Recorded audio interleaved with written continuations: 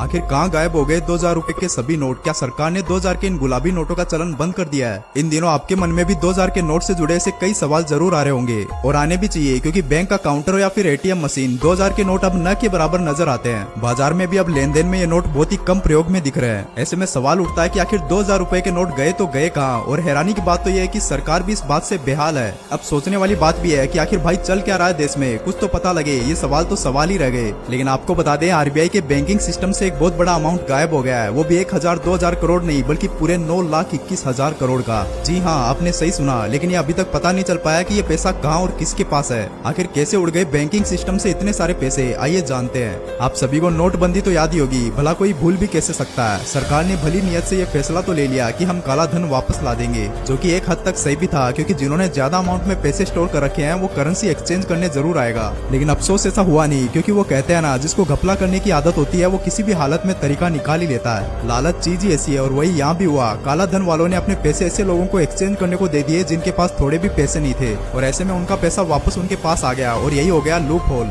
लेकिन हम आपको आखिर ये याद क्यों दिला रहे हैं? दरअसल ये जो 9 लाख करोड़ का घपला है ना, वो यहीं से शुरू हुआ था। 8 नवंबर 2016 को रात में प्रधानमंत्री जी ने नोटबंदी का ऐलान किया, और यहीं से शुरू हुआ ब्लैक मनी वालों का खेल। क्योंकि 1000 और 500 के नोट बंद होने के बाद सरकार ने जो 500 और 2000 के नोट छापे थे, उसमें से अब 9,21,000 करोड़ अमाउंट के 2000 और 500 के नोट सिस्टम से गायब है। यानी उनका कोई हिसाब नहीं है कि वो कहाँ गए। अब आपका सवाल होगा कि आखिर कैसे इतने सारे पैसे एक साथ गायब हो सकते हैं, और हुए भी तो सरकार को कैसे पता लगा? करेंसी में लगी चिप से? जी बिल्कुल नहीं। आइए बताते हैं कैसे।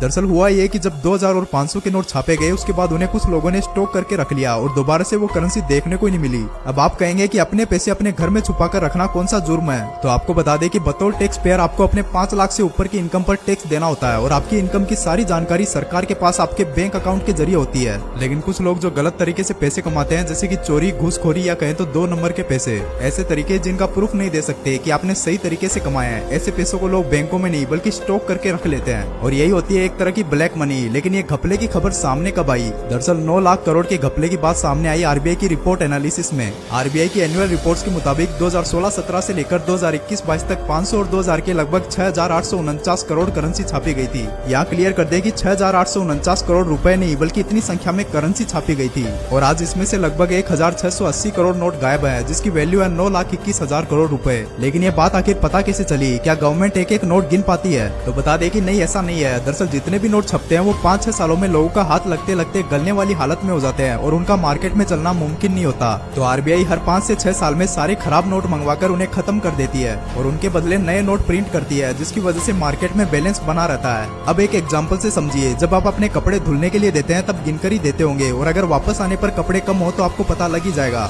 आरबीआई भी उसी तरह काम करती है। अब ये मुद्दा है कि 2016 के बाद करेंसी प्रिंट हुई थी, अब उसे आरबीआई ने वापस बुलवाया नष्ट करने के लिए, तो ये पैसे ना आरबीआई के पास वापस आए, ना मार्केट में कहीं सर्कुलेशन में। यहीं से आरबीआई ने ये चोरी पकड़ी। लेकिन आखिर ये पैसे हैं कहाँ? शायद आपके आसपास किसी व्यापारी के पास हो। हाँ, हम मजाक नहीं कर रहे। दरअसल पिछले साल ही दिसंबर में यूपी के एक व्यापारी के घर जब ईडी की रेड पड़ी, तब उन्हें उस छोटे से इतर व्यापारी के घर से लगभग 195 करोड़ केस बरामद हुआ। इतना ही नहीं, इतने रुपए वो गिनने के लिए जनाब ने घर में नोट गिनने की मशीनें तक लगा रखी थी। ये तो था एक किस्सा, लेकिन यही ये किस्सा रुकने वाला नहीं है, क्योंकि अभी तो पूरे 9,21,000 करोड़ रुपए ढूंढने हैं। इसी कड़ी में पश्चिम बंगाल के मंत्री पार्थ चटर्जी की करीबी अर्पिता मुखर्जी के फ्लैट से ईडी को 50 करोड़ केस मिला था। इसलिए आजकल नया खौफ लोगों के बीच ईडी का हो गया है। लेकिन क्या आप जानते हैं कि इन सब घपलों का अंदाजा सरकार को 2019 में हो गया था, और इसी वजह से साल 2019 के बाद से 2000 के नोट छपने बंद हो गए, और जो नोट अभी सर्कुलेशन में होने चाहिए वो भी देखने को नहीं मिलते।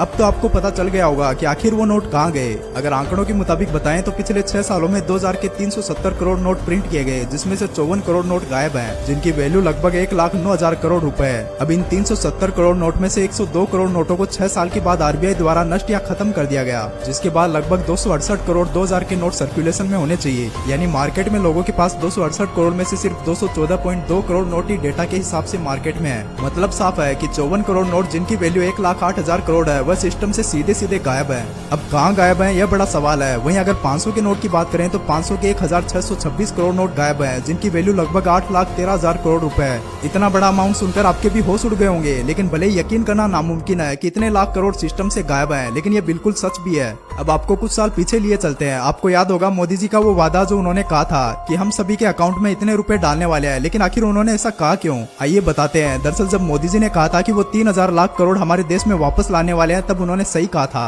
क्योंकि एक रिपोर्ट के मुताबिक ये बात सामने सामने आई थी कि स्विस बैंक में इंडियंस के लगभग 3000 लाख करोड़ रुपए ब्लैक मनी के तौर पर जमा है। जी हाँ, ये वही रुपए हैं जिनको लोग हमारे देश से घपला करके विदेशों में ले जाकर जमा कर देते हैं। इसी के बुते हमारे देश के प्रधानमंत्री ने वादा किया था कि वो पैसे वापस ले आएंगे, लेकिन अफसोस ऐसा हो नहीं पाया। बता दें कि हमारे देश की जीडीपी 3 ट्रिलियन डॉलर की है और जो स्विस बैंक में इंडिया का 3000 लाख करोड़ रुपए जमा है उसको अगर डॉलर्स में कन्वर्ट किया जाए तो उसकी अमाउंट होती है लगभग 4 ट्रिलियन डॉलर्स, जो कि हमारी जीडीपी से कई ज्यादा है। अब आप सोच ही सकते हैं कि इतना बड़ा अमाउंट हमारे देश में वापस आ जाए तो हमारा देश कहां से कहां पहुंच जाए। ये तो थी स्विस बैंक की बात, जिससे लगभग सभी भारतीयों के दिल में उम्मीद पैदा हुई थी कि काला धन वापस आ जाएगा, लेकिन ऐसा हो न सका और लगे हाथ हमारे देशवासियों ने एक बड़ा घपला भी कर दिया।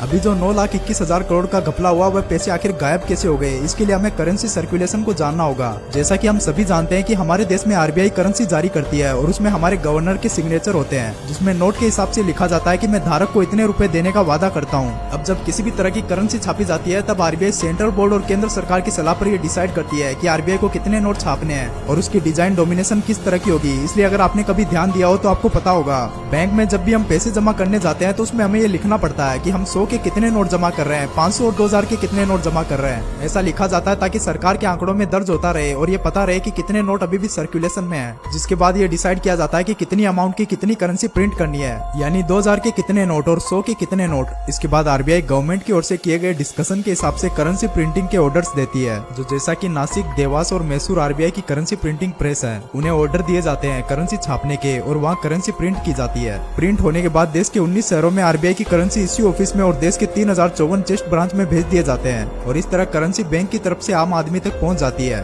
अब बिल्कुल इसी प्रोसेस से साल 2016-17 में नोटबंदी के बाद 500 और 2000 के नोट छापे गए और ये नोट लोगों तक पहुंचाए गए। लेकिन आज साल 2022 तक आते आते 9,21,000 करोड़ रुपए बैंकिंग सर्कुलेशन से गायब हो गए, जिसमें से 500 के लगभग 726 करोड़ नोट और 2000 के 350 करोड़ नोट गायब हैं, जिनकी टोटल वैल्यू जैसा कि हमने आपको बताया 9,21,000 करोड़ की है और ये नोट अभी तक वापस नहीं आए हैं। तो दोस्तों, आपको क्या लगता है इन रुपयों को वापस लाने के लिए सरकार को कौन सी नीति अपनानी चाहिए? आप हमें कमेंट में अपनी राय बता सकते हैं। साथ ही आपके हिसाब से नोटबंदी कितनी कारगर रही ये भी कमेंट करके जरूर बताना और ऐसे ही और वीडियोस के लिए चैनल को सब्सक्राइब कर बेल आइकॉन ऑन कर लीजिएगा।